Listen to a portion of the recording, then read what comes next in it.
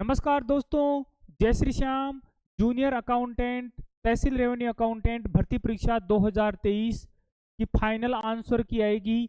उसका अंक भार पर, हमारी मार्किंग पर क्या इफेक्ट होगा, कितने क्वेश्चन डिलीट होने की संभावना है और इनका आकलन का अंक भार कैसे तय करेंगे, हमारे मार्क्स की गणना कैसे करें, सभी आपके संशय थे उनके समाधान के संबंध में ये वीडियो है।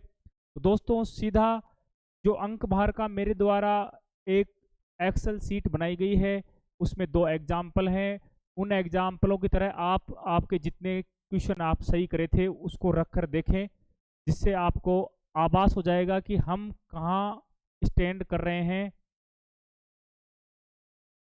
तो दोस्तों, जो जूनियर अकाउंटेंट, तहसील रेवेन्यू अकाउंटेंट भर्ती परीक्षा थी, उसका प्रोविजनली जो आंसर की आई थी उसमें काफ़ी समस्या थी। कुछ क्वेश्चन ऐसे थे जो डिलीट होने थे, उनके डिलीट होने की पूरी संभावना है। तो ऐसे में आंसर की में काफ़ी बदलाव होगा। तो बदलाव होने से क्या फ़र्क पड़ेगा वर्तमान मार्किंग पर, उस पर छोटा सा वीडियो है। दोस्तों, ऐसे मानते हैं कि आपका पेपर सेकंड है और पेपर सेकंड में आपके कुल क्वेश्चन हैं 150। 150 में से आपने अटेम्प्ट करे 98 और 12 क्वेश्चन आपने गलत कर दिए, रॉन्ग हो गए, और आपके 86 क्वेश्चन क्या थे, सही थे। ऐसे में जब आंसर, पहली आंसर की जो वर्तमान में रनिंग में है, उस आंसर की से मिलाते हैं तो 12 क्वेश्चन का 1/3 माइनस मार्किंग थी, तो 4 क्वेश्चन हमारे कम हो जाएंगे। तो 86 में 4 कम कर दिए, 82 बच गए। प्रत्येक क्वेश्चन आपके 3 नंबर का था। ऐसे में आपके पास टोटल क्वेश्चन आपने सही करे थे 86, माइनस मार्किंग करने के उपरांत आपके पास बचते हैं 82 क्वेश्चन। 82 को मल्टीप्लाई करते हैं 3 से, तो टोटल नंबर आपके वर्तमान आंसर की से आते हैं 246। तो वर्तमान नंबर तो आप सभी 3 से मल्टीप्लाई आपके जितने क्वेश्चन हैं उनको करके निकाल सकते हो। ठीक है। इसके बाद में आपका, अगर मान लो आंसर की रिवाइज होती है और ऐसे मानते हैं कि 7 क्वेश्चन डिलीट कर दिए गए, 7 क्वेश्चन डिलीट होते हैं, तो क्वेश्चन कितने बचते हैं, 143 बचते हैं, 143 क्वेश्चन बचते हैं। आपने अटेम्प्ट करे थे 98 करे थे, जिसमें पहले आपके 12 गलत हो रहे थे और अब आपके 10 गलत रह गए। क्यों रह गए कि 2 क्वेश्चन ऐसे थे जो आपके गलत थे, उनको डिलीट कर दिया गया। 2 को डिलीट करने से आपके पहले जो 12 गलत थे वो कितने रह गए हैं, 10 रह गए हैं गलत। आपने पहले सही करे थे 86। एक क्वेश्चन आपका जो सही था, पहले आपका पहले आंसर के में सही माना गया था, उसे अब डिलीट कर दिया गया। अगर वो डिलीट होता है तो आपके क्वेश्चन कितने रह गए, आपके 85 क्वेश्चन रह जाते हैं। ठीक है। इधर अब नेक्स्ट चलते हैं माइनस मार्किंग की तरफ।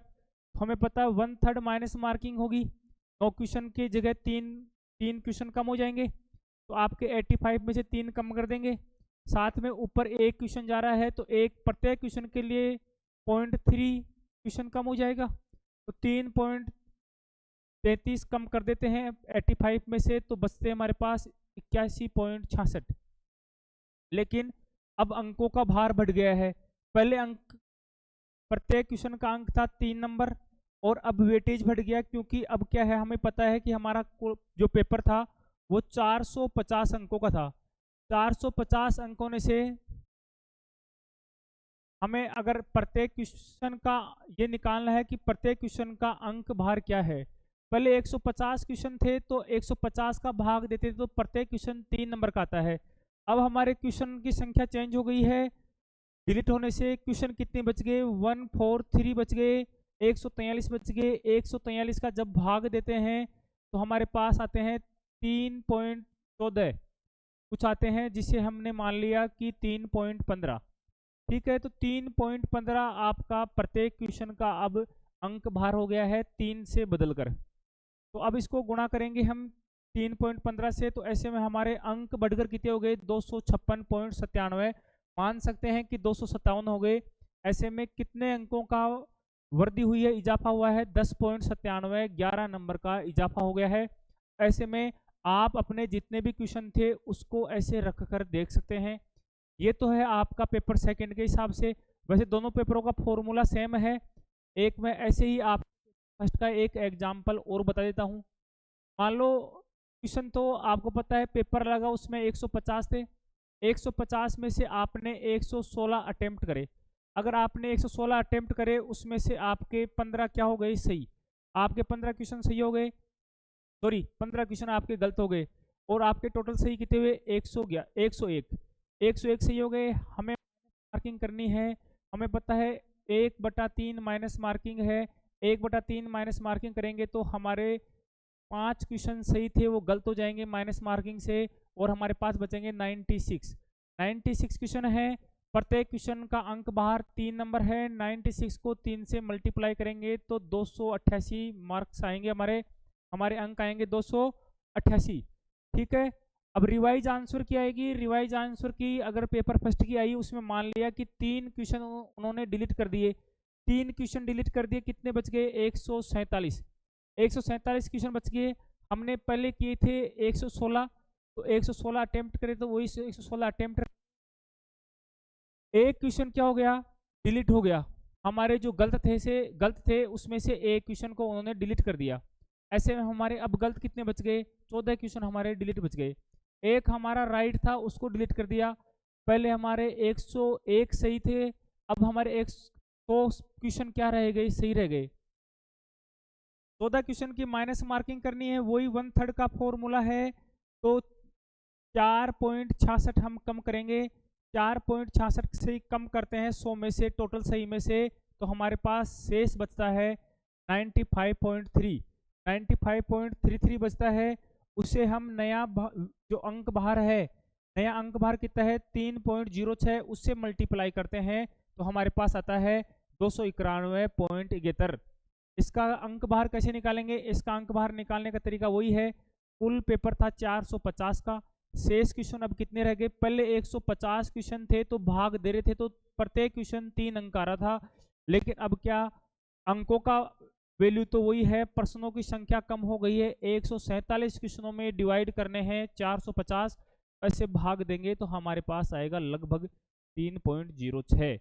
हमें अब सारे क्वेश्चन जितने भी आपके सही हैं उनको माइनस मार्किंग के उपरांत जितने क्वेश्चन आपके पास बचते हैं उसको 3.06 से क्या करना है, मल्टीप्लाई करना है, उससे आपका तय होगा कि आपके कितने अंक आएंगे। दोस्तों ये एक सामान्य फॉर्मूला है, आप आसानी से आपके जितने क्वेश्चन हो रहे हैं उनको करके देख सकते हैं, जिससे आपको ये लगभग मोटा मोटा अनुमान हो जाएगा कि हम कहाँ स्टैंड कर रहे हैं। वैसे आपको बता दूं घबराने की जरूरत नहीं है, कुछ बच्चों के कमेंट्स आ रहे थे कि सर हम तो बिल्कुल किनारे पे हैं, हम तो बिल्कुल किनारे का मतलब हमारे तो 40% के रेंज में है या 35% के बिल्कुल रेंज में है, इससे कुछ फर्क पड़ जाएगा क्या। तो दोस्तों ऐसा कुछ फर्क नहीं पड़ने वाला, सभी के लगभग पॉजिटिव फर्क ही पड़ेगा, नेगेटिव फर्क के चांस नहीं है, सभी के लगभग पॉजिटिव वे में पड़ेगा। तो अगर कोई किनारे पर है वो तिर सकता है, वो आगे बढ़ सकता है, तैर सकता है, डूबते हुए को तिनके का सहारा, उनको तिनके का सहारा जरूर मिल सकता है, लेकिन जो पहले से तैर रहे हैं उनके डूबने का चांस नहीं है। तो जो भी किनारे पर हैं वो डरे नहीं, उनको डरने का काम नहीं है, उनके नैया पार हो जाएगी, इससे क्या है इजाफा ही होगा, नंबरों में कमी नहीं आएगी। ठीक है दोस्तों, ये था मोटा मोटा। अब हल्के से क्वेश्चन है, कौन कौन से क्वेश्चन है जो लगभग डिलीट होने की संभावना है वो आप हल्का सा स्क्रीन पर देख सकते हैं। इनकी संभावना प्रोबेबिलिटी है कि इन क्वेश्चनों को डिलीट कर दे। क्या है कि बोर्ड है ना, जैसे ही उसको कोई भी क्वेश्चन पे संशय लगेगा कि इस क्वेश्चन में थोड़ा सा सस्पेंशन है तो वो उस क्वेश्चन को सीधा डिलीट कर देगा, उस क्वेश्चन को वो नहीं रखेगा। तो जब भी उसको थोड़ा सा भी ऐसे आभास होगा कि हाँ इस क्वेश्चन में संशय है, कोई भी दुविधा उनको लगती है, उनको फीलिंग आती है ऐसी, कुछ में डाउट है, तो उसको तुरंत डिलीट करेंगे। एक ये ही सबसे बड़ा उनके पास क्या है क्वेश्चन है।